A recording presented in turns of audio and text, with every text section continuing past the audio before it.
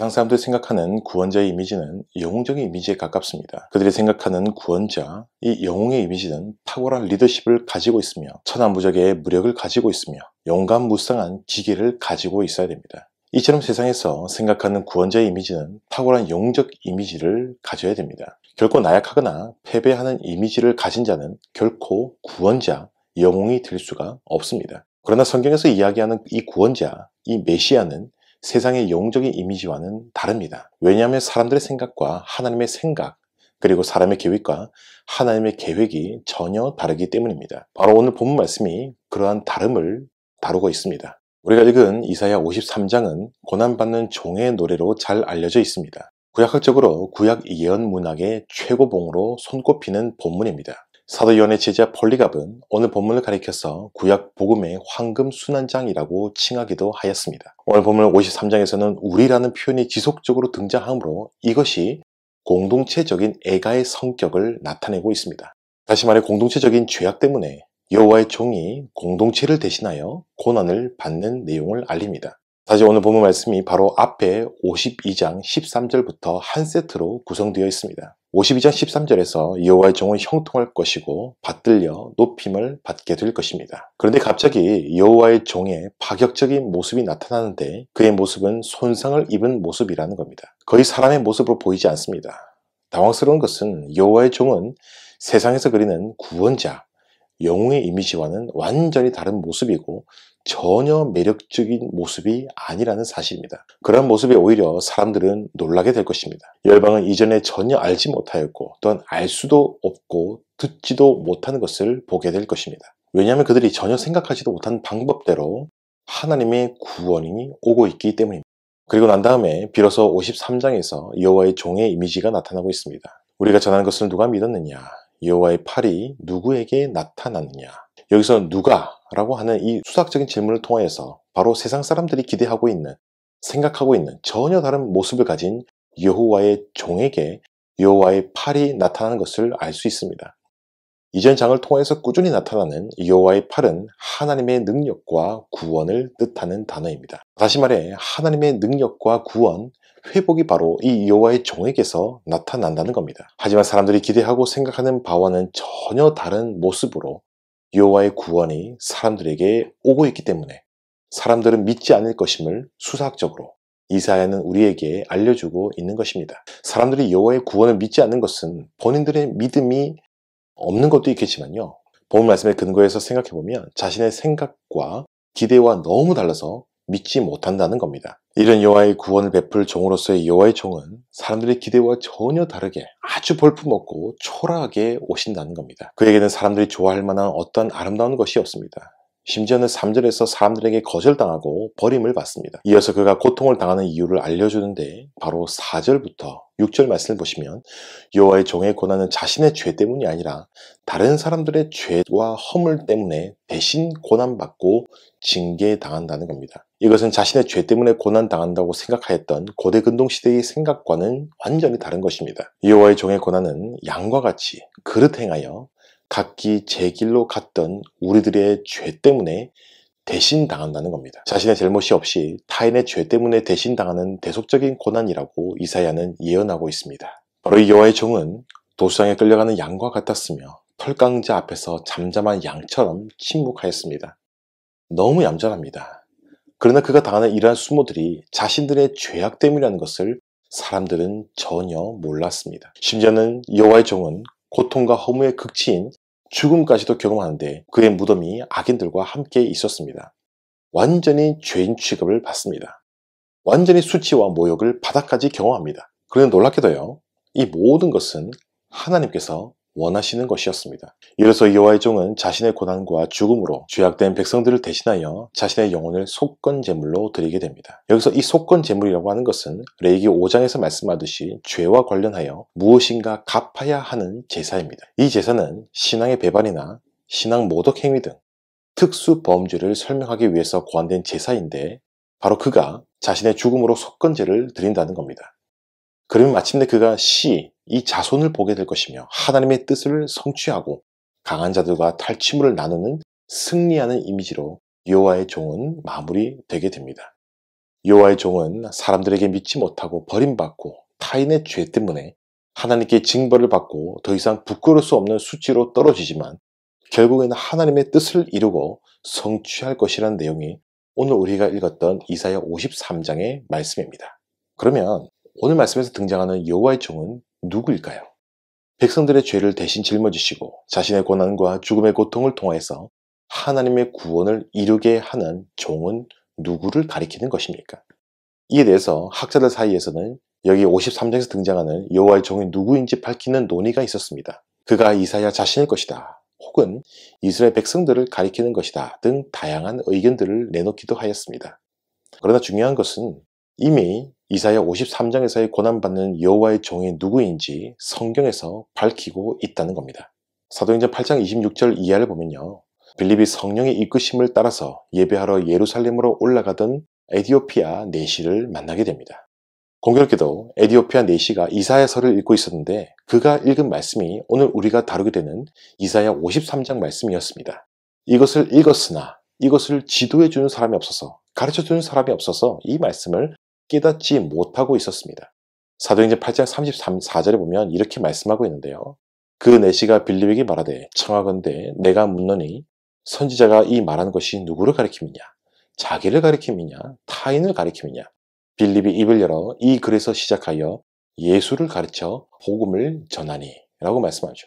에디오피아 내시가 이사야 53장을 읽고 누구를 가리켜 하신 말씀인지 깨닫지 못할 때에 빌립은 그에게 예수를 가르쳐 복음을 전하였습니다. 즉 오늘 우리가 읽은 이사야서의 고난받는 종은 바로 하나님의 아들이신 예수 그리스도이십니다. 오늘 말씀은 장차 메시아로 오셔서 세상을 구원하실 하나님의 아들 예수님을 가리켜 하신 말씀이다라는 겁니다. 그래서 오늘 말씀은 유대인들이 기대하는 바가 아니라 예수님께 적용하여서 설명하고 이해해야만이 알 수 있는 말씀입니다. 성부 하나님의 아들이신 성자 하나님께서 자신을 낮추시는 행위는 말할 수 없는 은혜인 것입니다. 그분께서는 하나님 아버지와 동등하신 신적 격위이면서도 영원토록 찬양과 영광을 받으시기에 합당하신 하나님이셨습니다. 그러나 택한 백성들을 구원하시기 위해서 스스로 낮추셨고 하나님의 영원한 영광까지 낮추셔서 인성을 취하시고 참 사람이 되셨습니다. 이에 대해서 빌립보서 2장 6절과 7절에서 다음과 같이 말씀하고 있습니다. 그는 근본 하나님의 본체이시나 하나님과 동등됨을 취할 것으로 여기지 아니하시고 오히려 자기를 비워 종의 형체를 가지사 사람들과 같이 되셨고 라고 말씀합니다. 여기서 자기를 비우시다는 것은 자신이 스스로 하나님이시기를 포기하셨다는 말이 아니라 분명 하나님이시지만 자신의 신성과 영광을 인성으로 가리우셔서 신성이 겉으로 드러나지 않도록 하심으로 진정으로 사람이 되셨다는 말씀입니다. 여기서 우리는 그리스도의 성육신의 영광을 보아야 됩니다.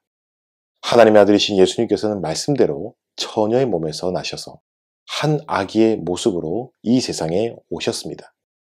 이처럼 성자이신 예수님께서 성육신하게 된 근본적인 이유가 무엇일까요? 바로 하나님 아버지의 사랑이었습니다.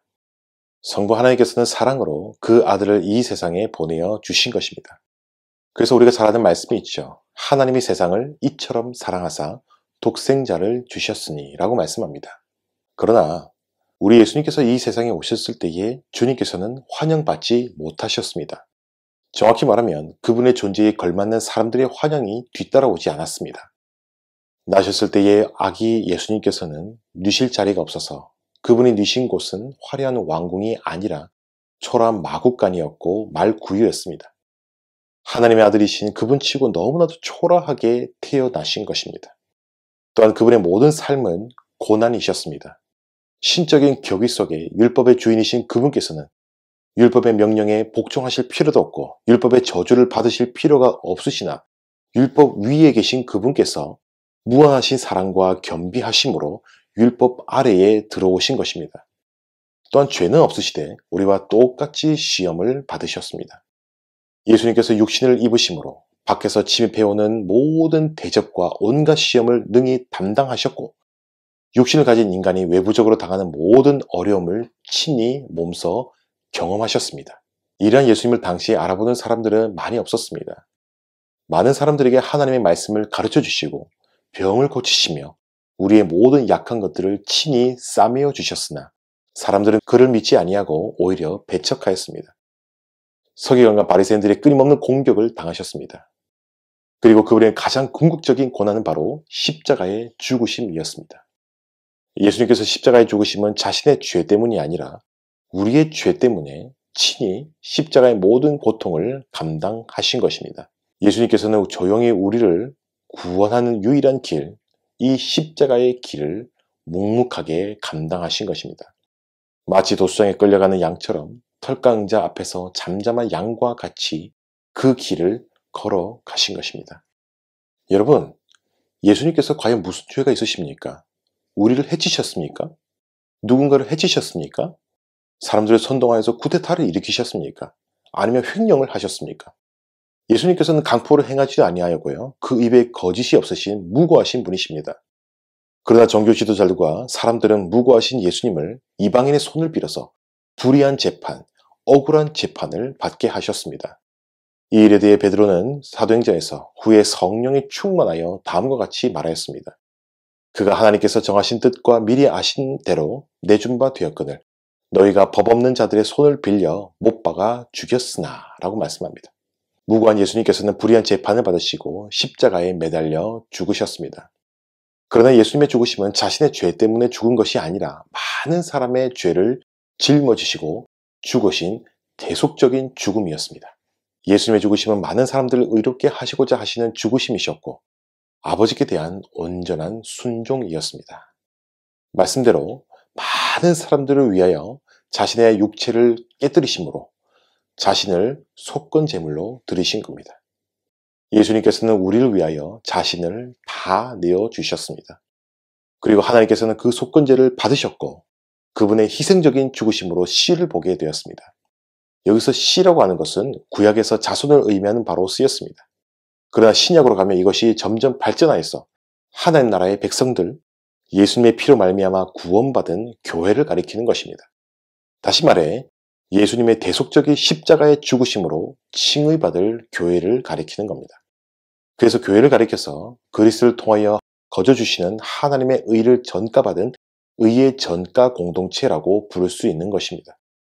이처럼 오늘의 이 말씀은 역사상 가운데에 예수님의 성육신과 생의 고난, 그리고 십자가의 대속적인 죽으심으로 온전히 성취되었습니다. 사랑하는 여러분, 그러면 오늘 말씀을 통해서 우리가 발견할 수 있는 것이 무엇일까요? 그것은 바로 하나님의 지혜인 것입니다. 오늘 말씀에서 심판에서 회복으로 가게 하는 매개체, 하나님의 구원의 팔이 나타난 메시아는 고난받는 종의 이미지로 나타났습니다. 보통의 사람들의 기대와는 전혀 다른 방식으로 여호와의 종의 이미지가 나타난 것입니다. 사람들이 생각하지도 못한 방식으로 나타난 것에 사람들은 깜짝 놀랄 수밖에 없었습니다. 그 방법은 하나님께서 정하신 메시아의 초람과 고난 그리고 죽음이었습니다. 영웅적인 이미지, 정복자의 이미지로 하나님의 구원을 가져다 오는 것이 아니었습니다. 모세처럼 나라 전체에 어마어마한 기적을 일으키거나 홍해를 갈라 건너는 그런 기적을 통한 것도 아니었습니다. 하나님께서 구원하신 방식은 여호와의 종의 고난과 죽음을 통하여 자신의 백성들을 구원하시는 것이었습니다. 이것을 사람들은 이해할 수가 없었습니다. 그래서 오늘 말씀 4절에서 이렇게 말씀하였죠. 우리는 생각하기를 그는 징벌을 받아 하나님께 맞으며 고난을 당한다 하였노라 라고 말씀합니다.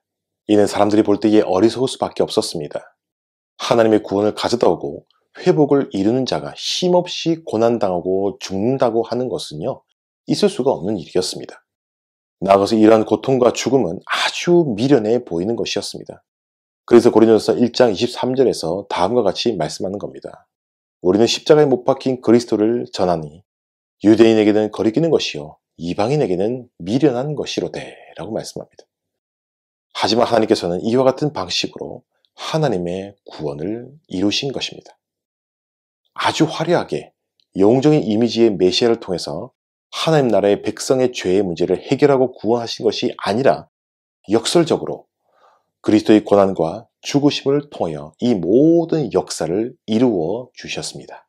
당시에 사람들이 볼 때에 십자가에 초라하고 끔찍하게 죽은 예수님은 그저 나약하게 자신의 죄 때문에 죽은 젊은 유대 청년에 불과하였습니다. 유대인들이 볼 때에 십자가에 달려 죽으신 예수님은 하나님께 분명 저주받은 자가 확실하였습니다. 또한 그렇게 확신할 수밖에 없었을 것입니다. 왜냐하면 신명기 21장 말씀을 보면 나무 아래에 달린 자마다 하나님께 저주받은 자였기 때문입니다. 사도 바울도 한때 그렇게 생각하던 사람 중에 한 사람이었습니다. 그래서 그가 회심하기 전에는 예수를 믿는 교회를 열심으로 핍박하고 괴롭혔던 겁니다. 그를 소개하는 빌립보서 3장 보면 그는 자신이 이렇게 말씀하고 있는데요. 열심으로는 교회를 박해하고 율법의 의로는 흠이 없는 자라라고 말씀합니다. 바울의 눈에도 한때는 십자가에 달려 무력하게 죽은 예수는 하나님의 구원을 이루어줄 수 있는 메시아가 될 수가 없었습니다. 그래서 그는 사도행전 9장에서 묘사하듯이 교회에 대해서 살기가 등등하여 교회를 핍박하기 위하여 다메섹으로 향하였습니다. 그런데 여기서 부활하신 예수님을 직접 만나게 됩니다. 자신이 핍박하였던 예수님을 직접 만나 그분의 음성을 들은 겁니다. 이때 바울의 사고에 엄청난 혼란이 오는데 분명 십자가에 못 박혀 죽었다고 하는 것은 하나님의 죄 때문에 저주받아 죽은 것을 말하는 것인데 그러한 예수님을 하나님께서 살리셨다는 겁니다. 그러나 죄인은요, 다시 살 수가 없습니다. 이 저주로 죽은 것과 하나님이 살리셨다는 것이 서로 상충이 되어서 바울을 심히 고민하게 하였을 것입니다. 하지만 이런 고민 끝에 사도 바울이 얻은 중요한 사실이 있습니다. 그것은 예수님께서는 자신의 죄 때문에 죽은 것이 아니라 다른 사람의 죄 때문에 대신 죽임을 당하셨다는 겁니다. 이런 놀라운 진리를 깨달은 바울은 로마서 4장 25절에서 다음과 같이 고백하였습니다. 예수는 우리가 범죄한 것 때문에 내주음이 되고 또한 우리를 의롭다 하시기 위하여 살아나셨느니라. 예수님의 고난과 죽음은 사람들이 볼 때에 미련한 것이지만 그것이 우리의 죄를 대속하기 위한 고난이셨고 그 십자가의 죽으심으로 말미암아 죄인인 우리에게 구원받을 수 있는 길이 열리게 된 것입니다. 즉 그리스도의 고난과 죽으심의 십자가를 통해서 많은 사람을 의롭게 하는 길이 활짝 열리게 된 것입니다. 그분의 대속적인 죽음으로 많은 사람들이 그분의 다 이루신 의를 전가받아 의롭다함을 얻는 구원이 이루어진 것입니다. 오늘 말씀을 통하여서 하나님께서는 세상이 가장 어리석어 보이고 가장 약해 보이는 방법으로 죄인들의 구원이라고 하는 큰 구원의 드라마를 완성하여 주신 겁니다. 그래서 사도 바울은 예수님의 십자가의 도를 가리켜서 다음과 같이 고백하고 있습니다. 오직 부르심을 받은 자들에게는 유대인이나 헬라인이나 그리스도는 하나님의 능력이요 하나님의 지혜니라. 하나님의 어리석음이 사람보다 지혜롭고 하나님의 약하심이 사람보다 강하니라. 결국 오늘 이사야 53장 말씀은 하나님의 구원의 능력이 드러나게 하는 여호와의 종 메시아가 나타나는데 그가 하나님의 구원을 이루게 하는 방법은 사람들이 전혀 생각하지도 못하고 이해하지 못하는 방식인 고난과 대속적인 죽음으로 이룬다는 것입니다. 다시 말하면 하나님의 아들이신 예수님의 고난과 십자가의 죽으심이라는 가장 약하고 가장 어리석은 방법으로 하나님께서는 구원과 회복을 성취하신다는 겁니다. 이것이 바로 오늘 말씀을 통해서 드러나는 십자가의 고난의 신비이고 바로 이것이 하나님의 능력이요 하나님의 지혜인 것입니다. 이런 신묘막측한 하나님의 지혜와 신비에 대해서 로마서 11장 33절에서 이렇게 말씀하고 있습니다. 깊도다 하나님의 지혜와 지식의 풍성하며 그의 판단은 헤아리지 못할 것이며 그의 길은 찾지 못할 것이로다. 사랑하는 여러분, 그러면 우리는 어떻게 하겠습니까? 먼저 우리는 우리를 구원하신 하나님의 은혜에 감사해야 할 것입니다. 하나님께서 그의 아들이신 예수님을 이 세상에 보내주시고 우리를 대신하여 십자가의 모진 고통과 죽음을 감당하게 하신 근본 동의는 바로 우리를 향한 하나님의 사랑 때문이었습니다. 우리가 하나님께 이러한 망극하신 사랑을 입은 것은 우리 안에 어떤 매력이 있었기 때문도 아니고요. 우리의 공로가 있었기 때문도 아닙니다. 오직 하나님의 전적인 자비이고 우리를 불쌍히 여기셨기 때문입니다. 이것은 말할 수 없는 하나님의 풍성하신 은혜입니다. 하나님께서는 그 아들의 십자가를 통하여 우리에게 감당할 수 없을 만큼의 넘쳐나는 은혜를 우리 가운데에 보여주신 것입니다. 우리는 이런 하나님의 은혜에 마땅히 감격하며 감사해야 할 것입니다. 그러나 애석하게도 많은 수의 신자들이 이러한 하나님의 은혜에 감사와 감격을 잃어가고 있습니다. 너무 많이 배운 말씀이고 또한 절기 때마다, 고난 주간 때마다, 부활주일 때마다 너무 많이 들어서 이제는 아무런 감각이 없습니다. 어느 순간부터 감사와 기쁨의 눈물이 우리 가운데 멈춘 지 오래되었습니다. 나 같은 죄인이라고 하는 찬송을 불러도 이제 우리의 마음이 냉랭합니다. 왜 그럴까요?